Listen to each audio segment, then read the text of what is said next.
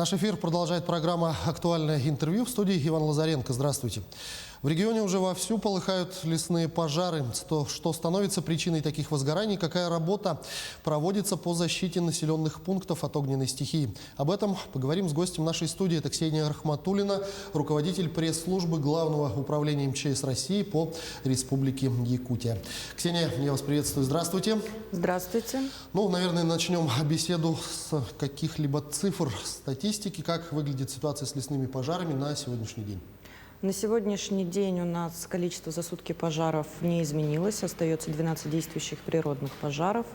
Несмотря на то, что произошла ликвидация 3 пожаров, тем не менее, пожары у нас не снижаются. Если мы говорим в целом о статистике, с начала пожароопасного сезона у нас зарегистрировано 86 пожаров общей площадью более 18 тысяч гектар, то на аналогичную дату прошедшего года у нас было 56 пожаров и всего лишь свыше 6 тысяч гектар. Я думаю, цифры сами говорят за себя, что пожароопасный сезон нас ждет сложный, поскольку с начала его периода мы уже сталкиваемся с такими цифрами. Подразделения лесоохраны работают вовсю, в том числе и местное население, привлеченное ежедневно. И это еще даже не начало лета, скажем так. То есть, если по сравнению с прошлым годом количество пожаров увеличилось серьезно, то можно говорить о том, что грядущий пожароопасный сезон будет очень напряженным, и гореть мы будем больше. Я бы хотела акцентировать в первую очередь внимание на причины пожаров природных. Первые пожары, на которых работали уже дознаватели МЧС России, к сожалению, причинами этих пожаров явилось неосторожное обращение с огнем. То есть 17 пожаров на сегодняшний день у нас уже являются установленными причинами, как неосторожное обращение с огнем. В частности, это проведение сельхозпалов. В этом у нас отличился Сунтарский район. Дознаватель МЧС России по совместительству начальника отдела надзорной деятельности и профилактической работы только на одном пожаре выявила 3 виновников в проведении незаконного сельхозпала. Также у нас уже возбуждено одно уголовное дело. Подробности мы расскажем позднее, как все необходимые следственные мероприятия пройдут. К сожалению, реальность такова, что люди, несмотря на запрет, несмотря на штрафные санкции, несмотря на работу администрации, поскольку в начале года был утвержден список патрульно-контрольных групп, также были определены рейдовые мероприятия ежедневно, которые проводятся. То есть в каждом районе минимум по 10 человек с различных министерств и ведомств, в том числе с представителями администрации, административных комиссий, лесничеств, наших подразделений, сотрудников внутренних дел, проводят эти мероприятия, предупреждают людей. Тем не менее, нарушителей также мы ловим. Я бы также хотела акцентировать внимание о том, что сейчас не во всех районах, естественно, у нас введен особый противопожарный режим.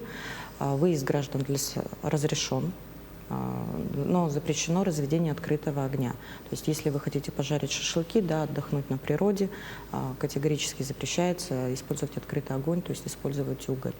А в тех районах, где у нас уже введен особый противопожарный режим, как правило, это районы со сложной пожароопасной обстановкой, где уже зарегистрировано достаточное количество природных пожаров, в этих районах уже категорически запрещено выезд в леса. То есть тех нарушителей, которых задержат сотрудники внутренних дел или представители лесничества, или наши сотрудники, имеют полное право составить протокол об административной ответственности. Если же это будут составлять наши сотрудники, по части 2 статьи 20.4 Кодекса об административных правонарушениях на граждан штрафные санкции налагаются от 4 тысяч. Если же это организации, то там начинаются уже более значительные суммы.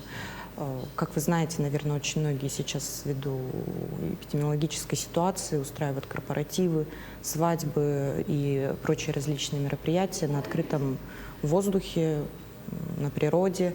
Поэтому заранее бы хотела предупредить, особенно в период сейчас близлежащих выпускных, поскольку но мы знаем, куда вполне возможно отправиться, отдыхать люди, что если в этом районе введен особый противопожарный режим, и организация, которая возьмет на себя ответственность, в частности, на проведение подобных мероприятий, на них не только возложатся штрафные санкции за нарушение санэпидемрежима, да, Роспотребнадзора, а также штрафные санкции органов государственного пожарного надзора.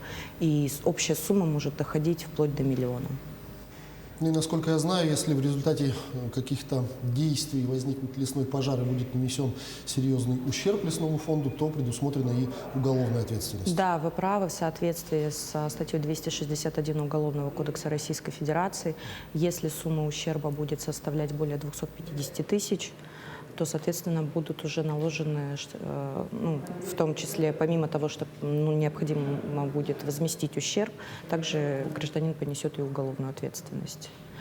Нередки случаи, об этом нас свидетельствует в 2019 году пожары в Верхоянском районе, я думаю, вы тоже их прекрасно помните. Там в результате того, что мужчина решил разжечь огонь у себя на участке, не уследил за ним, ну, ушел в дом, не проконтролировал. Вполне возможно, что он, скорее всего, сжигал какие-то остаточные порубки, мусор, траву. В результате пострадал его участок, пострадал участок его соседей. Огонь перенесся вплоть даже через озеро, вышел на лесной массив и с лесного массива уже подбирался к населенному пункту. Вот, тогда туда были перенаправлены наши лучшие дознаватели с Якутска, также подразделение лесоохраны и в том числе наша авиация для тушения такого пожара. А все началось с того, что мужчина хотел сжечь мусор на своем участке. Действительно, несмотря на постоянные предупреждения, леса продолжают гореть, но все же кто в первую очередь борется с огненной стихией? Тушением именно лесных пожаров занимаются подразделения лесоохраны. То есть у нас базируется авиалесоохрана. В прошлом году группировку Якутской территориальной подсистемы РСЧС усиливали и федеральные лесники. К нам прибывали с разных городов. Если же существует угроза для населенного пункта, как правило, это пожары, которые подступают уже в километров, в 2 километров, да, к населенному пункту, тогда уже высылаются подразделения МЧС России. На этом я тоже хочу акцентировать внимание, что мы не занимаемся тушением лесных пожаров, мы занимаемся именно защитой населенных пунктов. Также подобной функцией занимаются и республиканские пожарные, которые базируются во всех районах. Поскольку федеральных отрядов у нас несколько, это город Алдан, Ленск, Нерюнгри, Мирный и город Якутск, соответственно, и районы, где расположены эти города, то в других районах у нас базируется республиканская пожарная охрана, и у них точно такие же полномочия. То есть наша цель – не допустить огонь близко к населенному пункту. Что касается других ландшафтных пожаров, когда горит кустарник, трава, в арктической зоне нашей республики мы в прошлом году столкнулись и с тем, что у нас и торфяные пожары могут происходить. То есть это редкость, но действительно такое тоже может быть. Это, как правило, у нас в арктической зоне района, то там уже занимается тушением привлеченное население и представители различных организаций. Их всех заранее оповещают, если мы говорим об организациях. У нас есть такое понятие, как сводные планы тушения. В начале года каждый район подает в Главное управление свой сводный план тушения, где подробно расписывает, с какой организации или с какого подразделения будут привлечены люди, откуда будет привлечена техника, какие финансы на это заложены уже районом, да?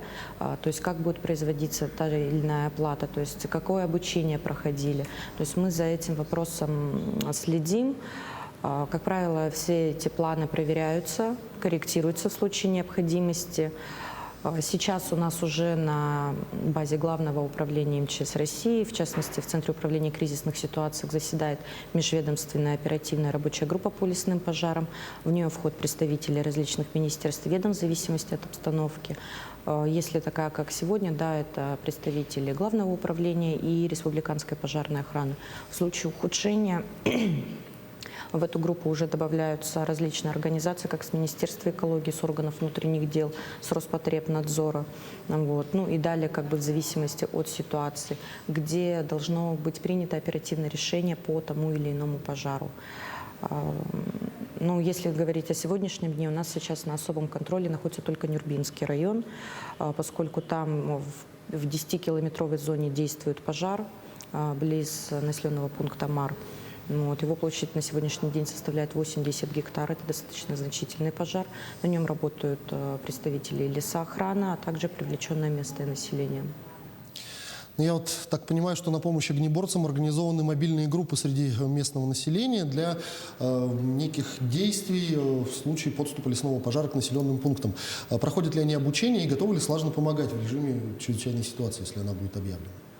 В соответствии с 69-м федеральным законом органы муниципалитета, в их обязанность входит обучение населения первичным мерам не только в области противопожарной пропаганды от природных пожаров, но в частности также вообще основам безопасной жизнедеятельности, скажем так.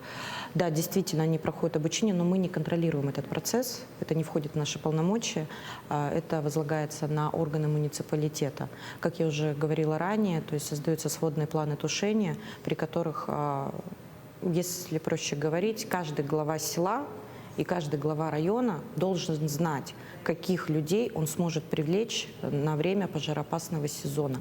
Если в случае чрезвычайной ситуации, если огонь будет близко расположен к населенному пункту, он знает, что там Иванова, Петрова, Федорова из улицы Молодежный, дом там 7, 5, 6, он их сможет поднять в любое время ночи, позвонить, сказать, что нужно выехать, бери лопату, поехали.